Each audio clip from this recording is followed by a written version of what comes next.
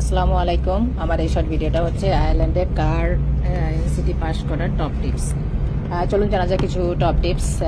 Before the test day আপনাদের যেগুলো করতে হবে: check all lights, check tyre pressure minimum 1.6 mm থাকতে হবে, চেক ওয়াইপার্স এবং ওয়াশার মাস্ট ওয়ার্কিং প্রপারলি এবং কোনো জায়গা যেন ছেঁড়া থাকে না, উইন্ডো স্ক্রিন ওয়ার্ক প্রপারলি, কোনো ক্র্যাক যেন থাকে না, brakes working properly, seat belts all seat belt working এবং আনড্যামেজ থাকতে হবে, horn must working, mirror secure এবং কোনো ক্র্যাক যেন থাকে না।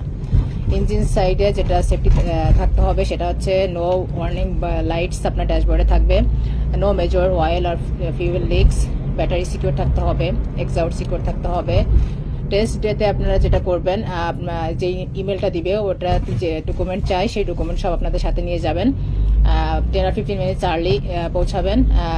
কার ওয়াশ করতে হবে মাস্ট, যেটা আপনারা মানে রেগুলার ওয়াশ অথবা ডিপ ক্লিন দিতে পারেন বিফোর ডে অথবা সেম ডে। ফিউল ক্যাপ ঠিকমতো ক্লোজ আছে কিনা সেগুলো চেক করবেন।